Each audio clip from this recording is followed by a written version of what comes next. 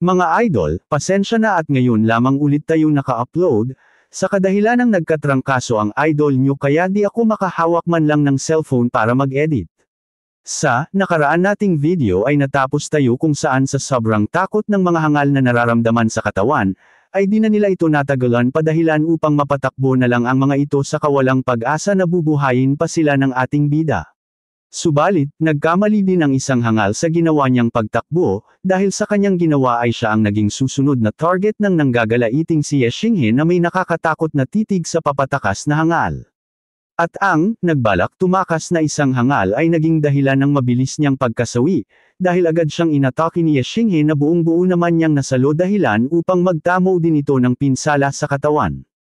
Ang nangyari sa kanilang kasamahan ang naging dahilan ng labis nilang takot mula sa ating bida at di nila inaasahang madali lamang silang maasikaso ni Ye Xinghe nang walang kahirap-hirap dahilan upang wala nang magtangkapang gumalaw sa kanila maski isa dahil sa takot na baka sila naman ang isunod ng ating bida. Habang makikita naman sa lapag ang nakahandusay nilang kasamahan na tinamaan ng Star Flame Blade na pinakawala ni Ye Xinghe dahilan upang agad din itong bawian ng buhay. At, bumalik naman kay Ye Xinghe ang focus kung saan makikitang mariin lamang itong nakabantay sa mga hangal upang alamin kung sino ang muling gagalaw upang agad na niyang may sunod na asikasohin. Kitang-kita, sa di kalayuan ang mga patay gutom na miyembro ng Dark Moon family kung saan wala ni isa sa kanila ang may lakas man lang ng loob para muling kumilos dahil kasalukuyan nang nasa kanila ang atensyon ni Ye Xinghe at anumang oras ay maaari sila nitong tapusin. Lumipat ang eksena sa isang miyembro ng Dark Moon family na isang pultak, kung saan namamawis nitong sinabi sa kanyang mga kasamahan na siguradong di na sila sisikatin ng araw kung sakaling di nila uunahan si Ye Xinghe, dahil daw nakikita niya sa mga mata nito na walang pagdadalawang isip na tatapusin nito ang sinumang gumalaw sa kanila. Subalit, ang sinabi ng pultak na cultivator ay malakas namang tinugunan ni Ye Xinghe at mariing sinabi nitong ayaw niyang wakasan ang buhay ng kahit na sino sa mga nang-ahas na umatake sa buong angkan ng Asher Feather family. Nalabis, namang ikinagulantang ng lahat ng mga hangal na cultivator mula sa panig ng Dark Moon family, at sa isip-isip ng mga hangal na mukhang may pag-asa na silang mabuhay at makaligtas mula sa kamay ni Ye Xinghe. Subalit, ang kanilang kakarampot na inakalang pag-asa ay agad na binura ni Ye Xinghe nang magsimula na itong muli sa pagsasalita at agad nitong dinagdagan ang kanyang tugon sa pultak na cultivator at maging sa lahat ng nakakarinig. Kung saan, sinabi nito na aayaw man niyang tapusin lahat ng mga hangal, subalit sa lahat naman ng mga naging pangahas sa kanyang buong pamilya ay kailangan pa ding magbayad. At, sinabi na nga ni Ye Xinghe na basta at sirain lamang ng mga hangal ang kanilang dantian upang di na makapag-cultivate ay hahayaan niya itong mga mabuhay. Nalalong, ikinagulantang ng mga patay gutom na miyembro ng Dark Moon family dahil mukhang mas lalo pang lumala ang kanilang sasapitan sa kamay ni Ye Xinghe. At sa isip-isip ng mga hangal na mas pipiliin na lang nilang masawi ang buhay kaysa ang mabuhay sa isang malaking pagsisisi, at maging isang walang kwentang nilalang sa mundo ng mga cultivator na tanging pangunahing lakas ay ang Cultivation Foundation na kung masisira ay mas malala pa sa pagkasawi. Maya-maya pa, muling nagsalita si Ye Xinghe at seryoso niyang sinabi na nararapat lamang sa mga hangal na maparusahan ang pagsisisi habang buhay sa kapangahasang pinaggagawa nila sa buo niyang angkan, at sapat lamang nakabayaran ang masira ang kanilang mga Cultivation Foundation bilang tanda na nagkamali ang mga hangal sa kanilang sinubukang kalabi ng pamilya.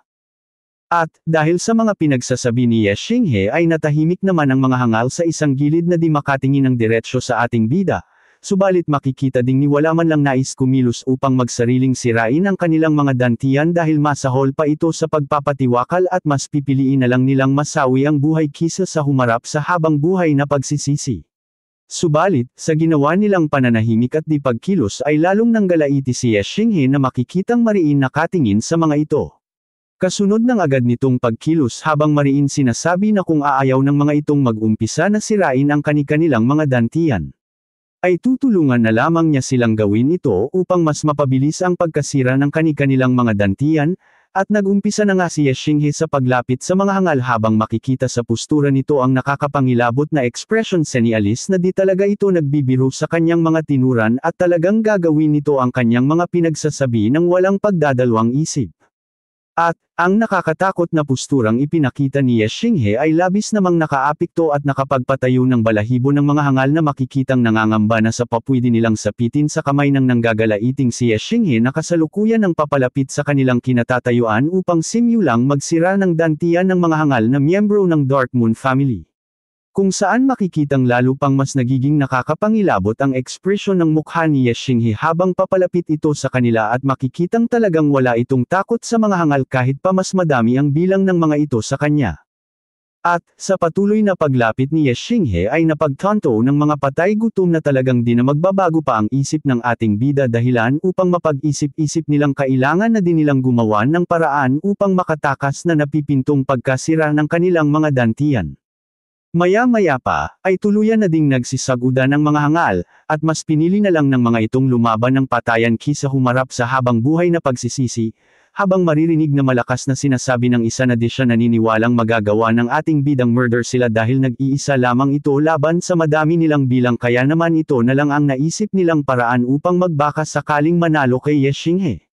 Subalit, ang ginawa ng mga hangal na pagsugod kay Ye Xinghe ay isang malaking pagkakamali na kanilang naisipan dahil makikitang lalo lamang ng galaiti si Ye Xinghe sa mga ito at agad na niyang ginamit ang kanyang Heavenly Eye Breaker upang maisa-isa ng magsira ng dantian ng mga ito. At, kasunod nito ang mabilis na pagdaan ni Ye Xinghe sa mga pangahas na naglakas ng loob na lumaban sa kanya, at di nila namalayang matagumpay na ni Ye Xinghe nasira ang kanilang mga dantian sa isang napakabilis na paraan na umabot pa sa puntong di nila nakita ang pagdaan ni Ye Xinghe sa kanila. Kasunod ng isa-isang pagbabagsakan sa lapag ng mga hangal na nagbaka sakaling umatake kay Ye Xinghe subalit di sila pinagbigyan ni Ye Xingheng masawi na lamang dahil mas pinili pa din ni Ye Xinghe ang pagsira sa mga dantian ng mga ito kisa ang pagpapaslangin na lamang ang mga hangal na miyembro ng Dark Moon family. Habang makikita ang nakakapangilabot na ekspresyon ng mukha ng ating bida na mariin lamang na nakatitig sa mga hangal habang maririnig ang paglanig ng mga sigawan ng mga hangal na matagumpay na nasira ang mga dantian at ito na lamang ang kanilang nagawa dahil sa bilis ni Ye Xinghe. At, lumipat naman ang eksena, sa mga miyembro ng Asher Feather family kung saan nanlaki ang mga mata ng mga ito dahil sa panibagong bilis at lakas na ipinakita ni Ye Xinghe sa kanila. At napasabi pa ang isa sa mga ito na talagang di maitatangging si Ye Xinghe lamang ang nag-iisa nilang pag-asa sa kanilang clan, habang maririnig pa din ang malakas na pagsigaw ng mga hangal dahil sa kanilang brutal na sinapit sa kamay ng ating bida. Habang, si Ye Xinghe naman ay mariin lamang na nakatayo sa gitna ng mga nakahandusay na mga hangal at mariing tinitingnan ang mga hangal na namimilipit sa sakit ng pinsala na kanilang tinamo mula sa kanya. Maya-maya pa, nang mapagtanto na ni Ye Xingheng wala na ang ni isa mang nakatayo sa mga hangal ay agad itong tumingin sa kanyang kaliwa at kanyang direksyon na animoy may hinahanap na kung sino sa mga nakahandusay na miyembro ng Dark Moon family. At sa isip-isip ng ating bida habang mariing nakatingin sa mga ito na bakit tila wala ata sa mga ito si Liang Yu na inaasahan niyang makikiisa sa mga hangal upang masakir ang buo nilang clan dahil sa mga ginawa niya dito dati. Maya-maya pa, ay may isa nang nagsalita sa mga hangal na nakahandusay sa lapag at nanggagalaiti nitong sinasabihan si Ye Xinghe na papaslangan niya ito dahil sa ginawa nito sa kanya. At, dagdag pa ng isang hangal na miyembro ng Dark Moon Supreme Family na mas mabuti pang winikasan na lang nito ang kanyang buhay kisa sa humarap sa pagiging walang silbing lalaki habang buhay. Dagdag pa ng isa na mas pipiliin na lang niyang masawi ang buhay kisa ang mawalan ng karapatang makapag-cultivate. Maya-maya pa, ay may isa pang nanggagalaiting miyembro ng Dark Moon family ay bigla na lang sumigaw at mariin niyang sinasabihan si Ye Xinghe na sa oras na makabalik siyang muli sa pagko-cultivate ay sisiguraduhin niyang mapapaslang niya ang ating bida bilang kabayaran sa ginawa nito sa kanila. At, dahil sa kanyang mga kahibangan ay agad na napukaw ang atensyon ni Ye Xinghe dahilan upang mapalingon ito dito ng may nakakatakot na titig.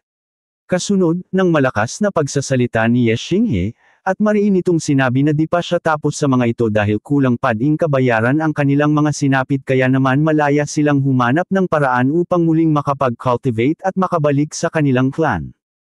At, dagdag pa ng ating bida na sa oras na makabalik na ang mga ito sa kanilang Dark Moon family, ay tulungan niya siyang maipahatid sa hangal nilang patriarch ang nais niyang sabihin dito, kung saan agad din siyang pupunta sa kanilang clan upang maningil sa mga kahangalang kanilang pinaggagawa sa kanyang clan at isasama niya rin ang mga pang-aabuso ng mga ito sa kanilang clan sa mahabang panahong lumipas.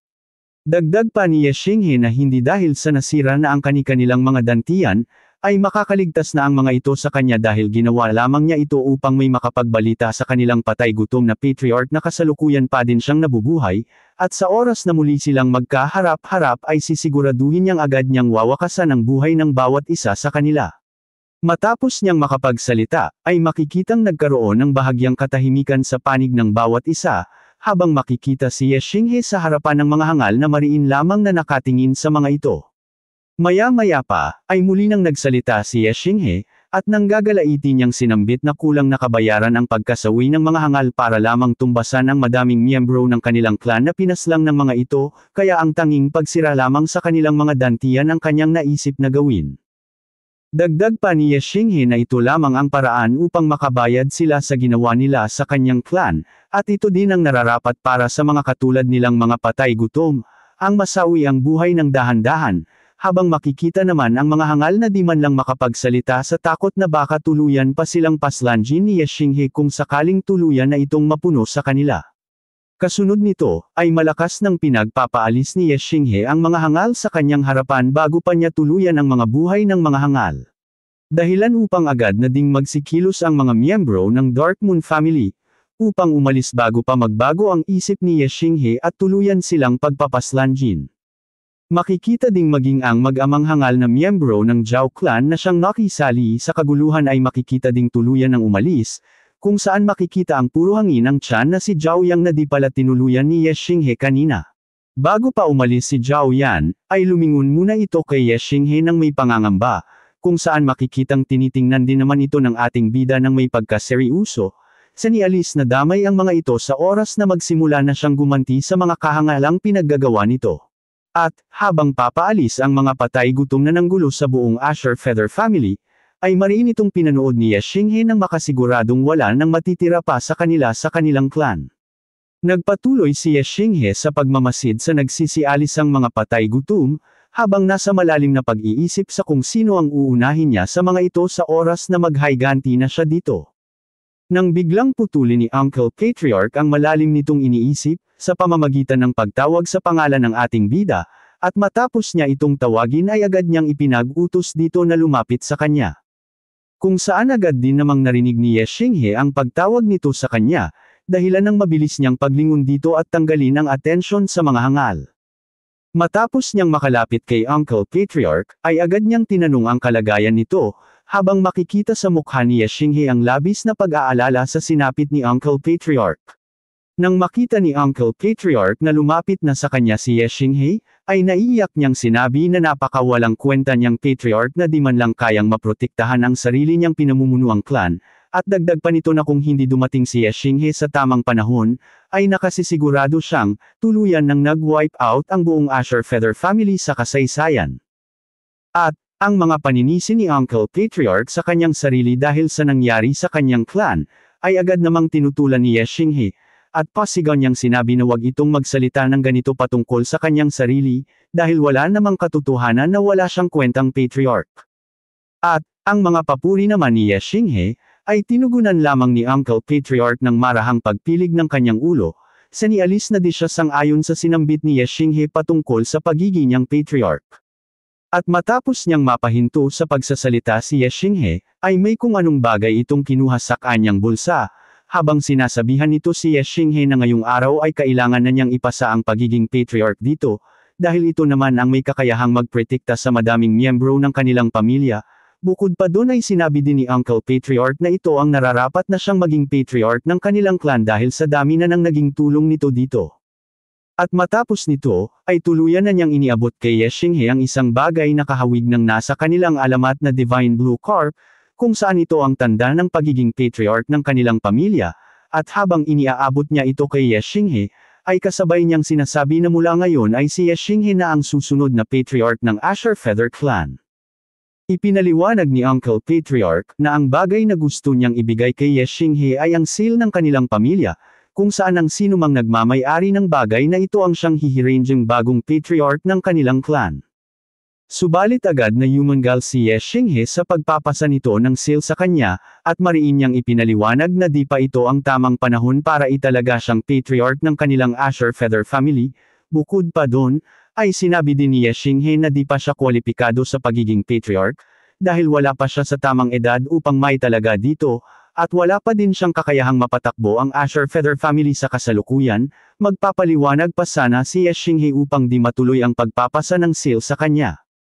Nang biglang makisingit sa usapan ang ama ni Ye Xinghe na si Ye Zuo, at marahan niyang sinabi kay Uncle Patriarch na di pa pwedeng maging patriarch ang kanyang anak dahil wala pa itong anumang karanasan patungkol sa pamumuno, at pangangasiwa sa isang clan. Dagdag pa nito na bukod sa di pa kaya ni Ye Xingheng manungkulan sa kanilang pamilya, ay kailangan pa nitong magpuko sa kanyang cultivation level upang mas matataas pa nito ang kanyang lakas. At dahil sa malinaw na pagpapaliwanag ni Ye Zuo sa kung bakit di pa pwedeng maging patriarch si Ye Xinghe, ay agad na pumayag si Uncle Patriarch na wag na munang ipasa kay Ye Xinghe ang panunungkulan bilang patriarch ng pamilya. At malungkot nitong sinabi, na kung ganun din lang na kailangan muna ni Ye Xinghe maging mas malakas, ay siya na muna ang mananatiling patriarch ng pamilya. Subalit sinabi din nito na sa oras na dumating ang panahon ay buo na ang kanyang pasya na si Ye Xinghe na ang susunod na magiging patriarch ng pamilya. Matapos niyang makapagsalita ay ibabalik na sana niyang muli sa kanyang bulsa ang seal ng kanilang clan. Nang bigla itong mapansin ni Ye Xinghe, at agad niyang nakilala ang seal kung saan parang nakita na niya ito dati. At ang mga kakaibang tingin naman ni Ye Xinghe sa seal, at bahagyang panlalaki ng mga mata, ay agad namang napansin ni Uncle Patriarch, dahilan upang akalain nitong nagbago na ang isip ni Ye Xinghe. Kaya naman di niya agad itinago ang hawak-hawak niyang seal sa pag-aakalang papayag na si Ye Xinghe sa pagiging patriarch ng clan, habang sa isip-isip naman ni Ye Xinghe na makikitang mariing nakatingin sa kanilang seal na di siya pa pwedeng magkamali sa kanyang nakikita. At kasunod niyang inalala ang mismong itsura ng Divine Blue Corp na sumanib sa kanya nung kauna-unahang mag-cultivate siya sa kanilang clan, kung saan makikitang nahahawig nga ito sa seal na hawak-hawak ni Uncle Patriarch. Habang nasa malalim na pag-iisip si Ye Xinghe, ay may pagtataka naman siyang tinanong ni Uncle Patriarch sa kung bakit ganun na lamang ang reaksyon ni Ye Xinghe habang nakatitig sa hawak niyang seal ng pagiging patriarch. Subalit ang mga tanong naman ni Uncle Patriarch ay di agad na pagtuunan ng pansin ni Ye Xinghe dahil makikitang nasa malalim pa rin itong pag-iisip, kung saan sa isip-isip ni Ye Xinghe na di talaga siya pa pwedeng magkamali dahil nararamdaman niya ang aura ng Divine Blue Corp sa seal na pagmamay-ari ni Uncle Patriarch. Maya-maya pa ay nagsalita na din si Ye Xinghe, at sinabi nito kay Uncle Patriarch na di pa din niya tatanggapin ang pagiging patriarch ng Asher Feather family, subalit gusto niyang masuri at mapag-aralan sa maikling panahon ang seal ng kanilang clan. At ang sinabi naman ni Ye Xinghe patungkol sa kagustuhan niyang mapag-aralan ang seal, ay labis na ipinagtaka ni Uncle Patriarch dahilan upang agad niyang iklaro kay Ye Xinghe ang kanyang narinig. Di pa man lang makakapagsalita si Ye Xinghe ng paliwanag sa kung bakit gusto niyang pag-aralan ang seal, ay agad nang nagpatuloy si Uncle Patriarch sa pagsisalita, at agad niyang sinabi na bagamat lubhang importante ang seal ng patriarch ay di naman niya ito pa pwedeng maipag-kate kay Ye Xinghe upang mapag-aralan dahil mukhang may nalalaman ito patungkol sa pinagmulan ng seal na di nila alam. At habang iniaabot kay Ye Xinghe ang seal, ay sinabi ni Uncle Patriarch na kung sa tingin ni Ye Xinghe ay may mahalaga pa itong gamit bukod sa pagiging pananda ng pagiging patriarch, ay papwede na niya itong ipagkatiwala kay Ye Xinghe dahil dito din naman ito mapupunta paglipas ng panahon. Malungkot pang sinabi ni Uncle Patriarch na ano pang halaga ng seal ng pagiging patriarch sa pangangalaga niya kung di naman niya nagawang maprotektahan ang buong clan sa kamuntikan na nitong pagka-wipe out.